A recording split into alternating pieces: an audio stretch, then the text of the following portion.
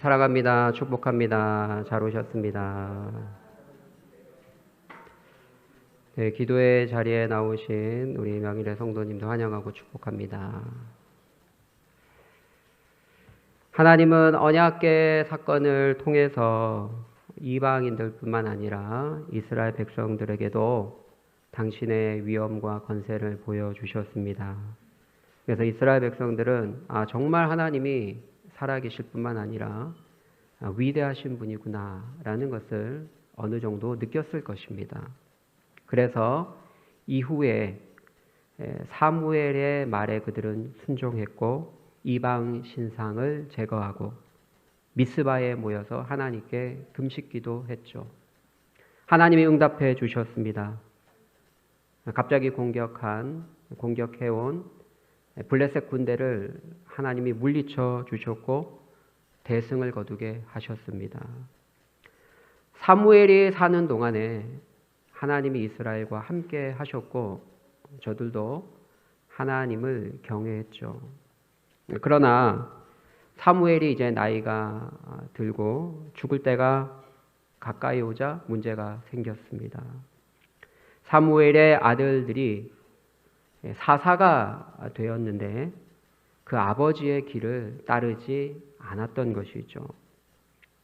과거 엘리 제사장은 우리가 알다시피 노년의 때에 영적으로 흐릿했죠. 깨어있지 못했죠. 그래서 그 아들 홈니와 비느하스가 부패하고 타락한 자가 되었는데요. 그 아버지의 그 아들이다 라고 생각할 수도 있겠습니다. 그러나 여러분, 사무엘은 좀 다르지 않습니까? 사무엘처럼 훌륭하고 경건한 사사, 훌륭한 선지자가 어디 있습니까? 그런 아버지를 모시고 가정에서 그 아버지의 삶을 지켜보았다면 자녀들의 신앙도 대체적으로 좋아야 할 텐데 그러나 놀랍게도 오늘 본문에 보니까 그렇지 못했습니다. 아니 보통 정도만 가도 좋은데 그 정도가 아니라 오늘 본문에 보니까 사사로 세워놨더니 뇌물을 받고 재판을 굽게 했다라고 기록하고 있습니다. 여러분, 사사의 가장 중요한 임무는 사실은 재판입니다. 사사라는 뜻 자체가 재판관이라는 뜻이죠. 하나님의 대리적 통치자로서 하나님의 뜻대로 공의롭게 재판을 하라고 세워놨더니 뇌물을 받고 재판을 굳게 하면 어찌하겠습니까? 우리나라도 정치인이 가장 큰 문제지만 이 재판관들도 정말 큰 문제입니다. 재판관들이 일반적인 상식에도 미치지 못하는 판결을 할 때가 얼마나 많은지 모릅니다. 미성년자를 건들고 또 엄청나게 가혹한 범죄인데 근데 솜방망이 처벌을 해서 그래서 오히려 피해자들이 억울함을 호소하고 가해자는 소리치고 다니고 피해자들은 숨죽여 사는 그런 것을 볼 때 막 화가 납니다. 여러분도 다 아시죠? 원주에 있었던 사건인데 어떤 집에 강도가 들었는데 강도를 막는 과정에서 빨래 건조대로 이 집주인이 그 강도를 내리쳤죠. 쓰러진 뒤에도 혹시나 칼을 들고 또 대들 수 있으니 좀 과하게 내리쳤던 모양입니다. 근데 1심에서 징역 1년 6개월 나왔습니다. 물론 이제 대법원 가서 좀 줄어들긴 했지만 이런 거를 보면 어떻게 이렇게 판결을 할까? 오히려 피해자가 당연히 해야 할 일인데도 불구하고 정당방위를 이렇게 좁게 함으로 억울함을 당하는 그런 일들을 볼 때 우리나라 재판 하시는 분들이 참 문제가 많다라는 그 생각을 느끼게 됩니다. 여러분, 목사들은 영적으로 복음을 바로 전해서 성도들을 바른 길로 안내해야 하죠.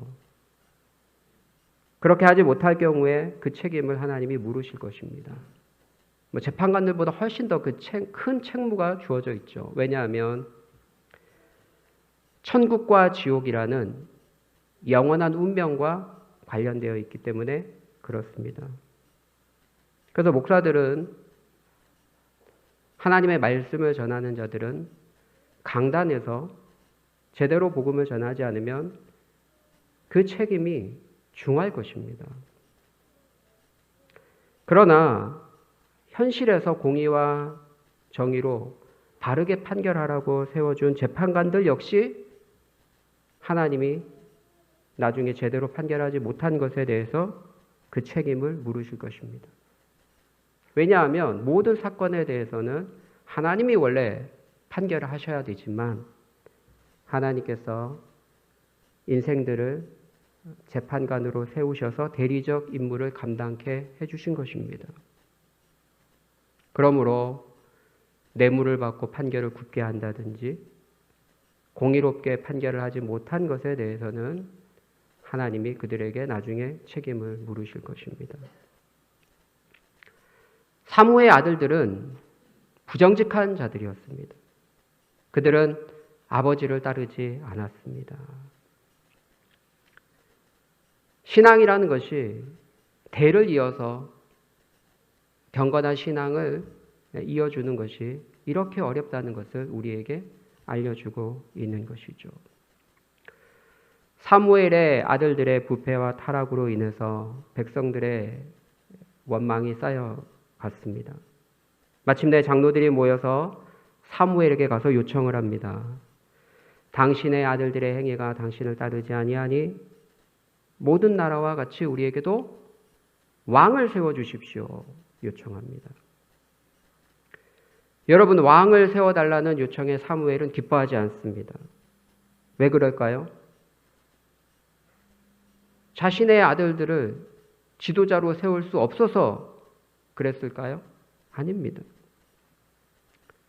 사무엘이 볼 때 이스라엘의 문제는 왕이신 하나님의 통치를 온전히 받지 않는 것이 문제의 본질인데 오히려 왕을 세워서, 인간 왕을 세워서 하나님의 통치를 거부하려 하고 있으니 사무엘의 입장에서는 기뻐할 수 없었던 것이죠.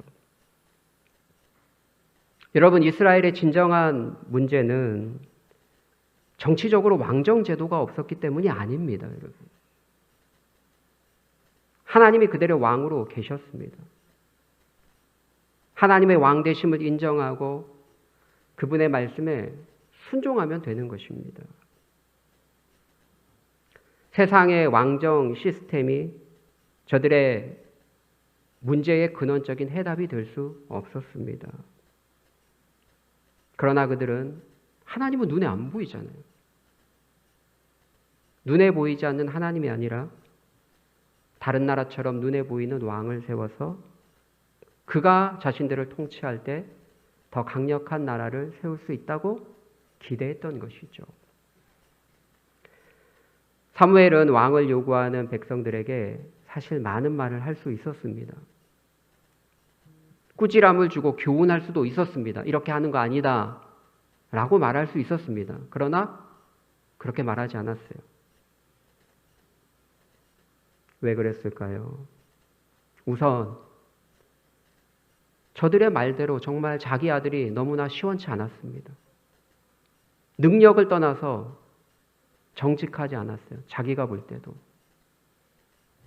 자신의 아들들이 불의를 행하고 있고 또 하나님과 소통하면서 하나님의 뜻을 잘 전달해 주는 자라면 너희들 그러면 안 된다. 하나님 통치 받아야 된다. 그렇게 자신 있게 말했을 텐데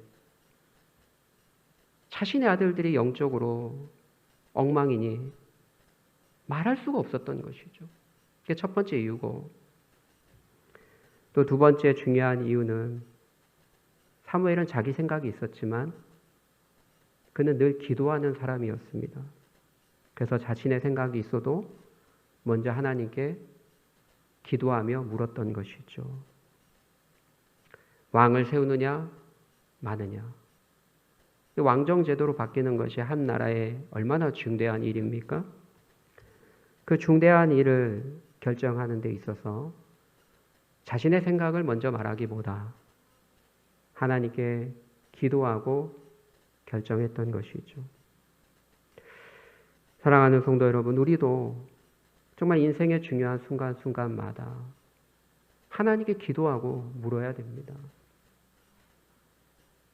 중국집 가서 짬뽕을 먹느냐, 짜장을 먹느냐, 그런 일로 주여 응답하소서, 알려주소서 10분간 열심히 눈 감고 기도하고, 그렇게 경건하신 분도 계실지 모르겠지만 그거는 성경이 말씀하시는 바는 아니죠, 여러분.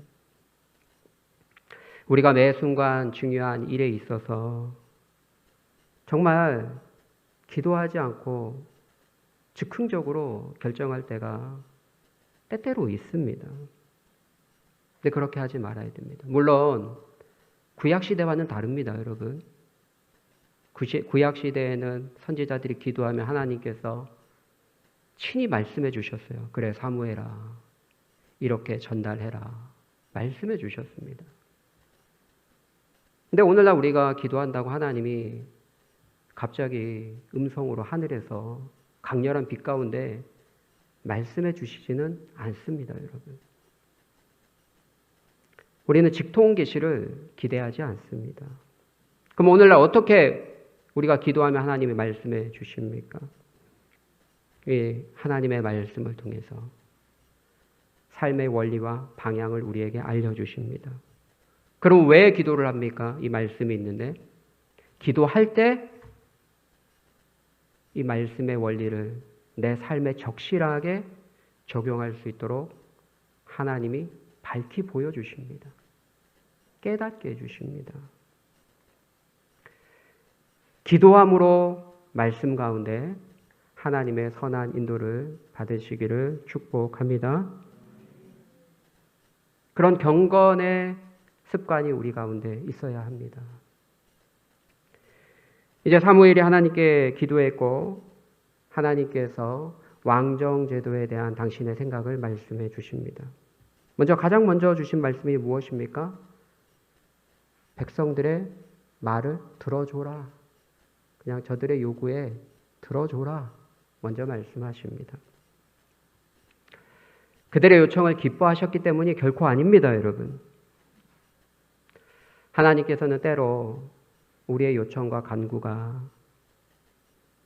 하나님 보실 때에 마음에 들지 않으실 때가 있습니다. 그러나 우리의 고집스러운 요청과 기도에 허락해 주실 때가 있습니다. 그것이 반드시 복은 아닙니다.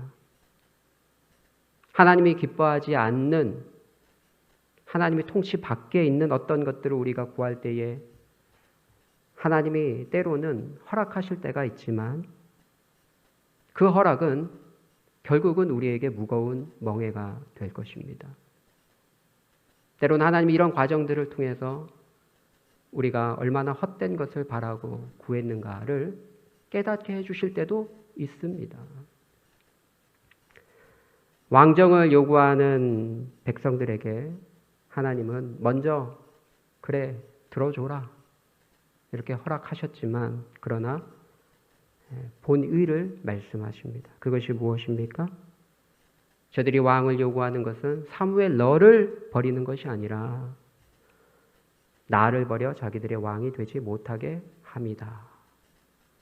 그렇게 평가하셨습니다.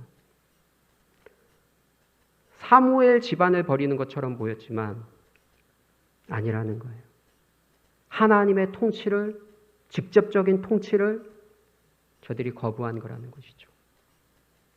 하나님의 왕되심을 저들이 인정하기 싫어했다는 것입니다. 사실 사사를 세우면 하나님이 사사를 통해서 직통 계시를 주시고 말씀을 주십니다.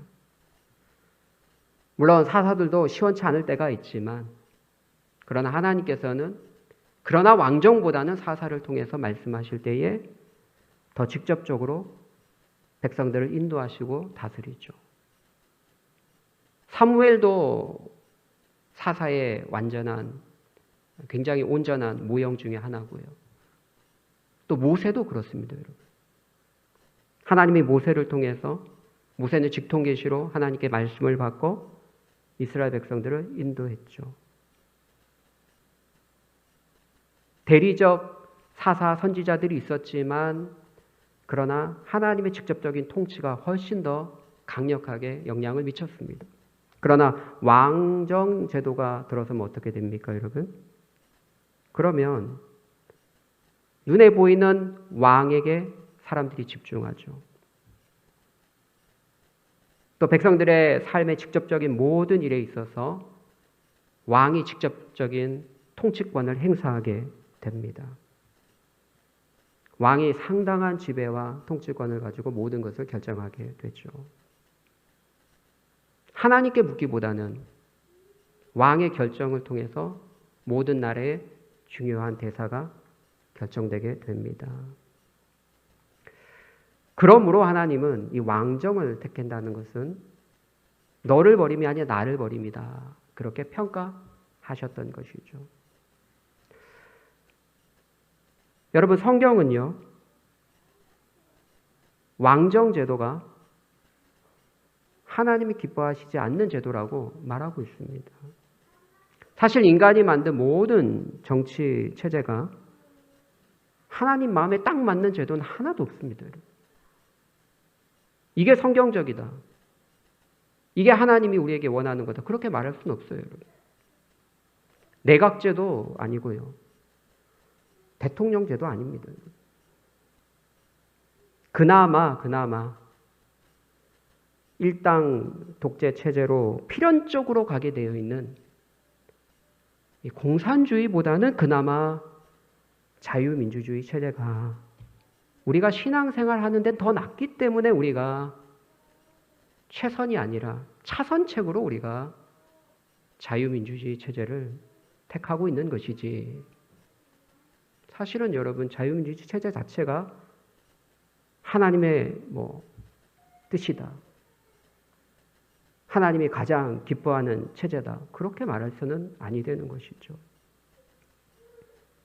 우리가 역사를 보아서 알 수 있지만 공산주의로 가면 신앙의 자유를 빼앗기게 되고 또 인권도 유린당하는 것을 우리가 역사를 통해 배웠습니다. 지난 20세기 후반 반세기 동안 우리가 뭘 봤습니까? 아니 지금도 멀리 안 가고 가까운 북녘 땅 중국만 봐도 보세요. 공산주의 체제 아래 얼마나 많은 사람들이 신음하고 특별히 기독교인들이 얼마나 많은 박해를 받냐고요. 그렇기 때문에 우리는 차선책으로 자유민주주의를 지지하고 수호하려고 하는 것이죠. 그것이 성경이 말하는 진정한 하나님이 원하시는 정치 체제이기 때문에 우리가 그거를 지지하는 것은 아닙니다.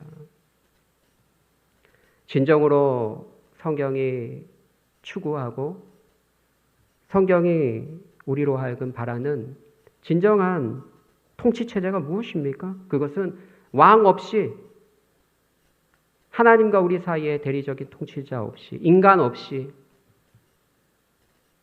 하나님이 직접 말씀하시고 에덴 동산처럼 우리가 그 말씀에 순종하고 그분만을 바라보고 하나님만이 왕이 되어서 우리를 다스리는 신정체제인 줄 믿습니다. 이게 진짜 성경이 우리에게 원하시는 체제입니다, 여러분. 그 역사를 이루기 위해서 하나님께서 하나님의 아들 예수님을 보내주신 것입니다.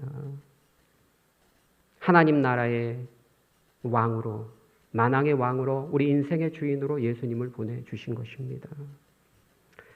우리가 이 땅에 발을 딛고 살기 때문에 어쩔 수 없이 대한민국 시민으로서 대통령도 뽑고 우리가 투표를 해서 지방자치단체장도 뽑고 국회의원도 뽑고 대의정치 체제를 따르고 있지만 그러나 진짜 우리의 왕은 예수님 한 분밖에 없는 줄 믿습니다. 예수님이 진짜 우리의 왕이에요. 그래서 우리가 발을 딛고 사는 이 대한민국 체제 속에 혹여나 우리로 하여금 예수님을 못 믿게 한다. 예수님을 믿는 신앙을 박해한다. 혹여나 그렇다면 우리는 그들의 말에 순종할 수 없습니다.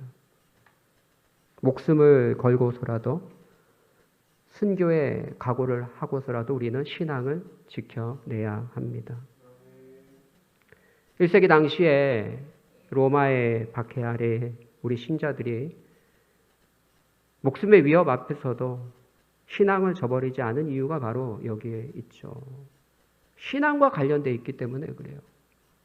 그냥 세금 더 내라. 좋아요. 이거 세금 낼 수 있어요. 사회 돌아가는 게 마음에 안 들어요. 좋아요. 그럴 수 있어요. 다. 그러나 예수님 못 믿게 한다. 혹은 신사참배하라 그런다. 예수님 아닌 다른 것들을 교회 걸고 예배 드리라 한다. 우리는 그런 거 순종할 수 없죠.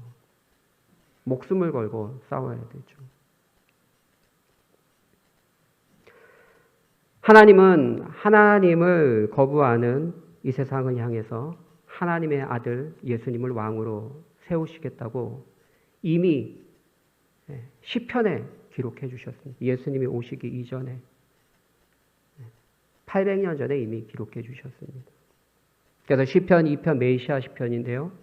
거기 보면 세상의 군왕들이 하나님의 통치를 싫어합니다. 그래서 그의 결박을 끊어버리자.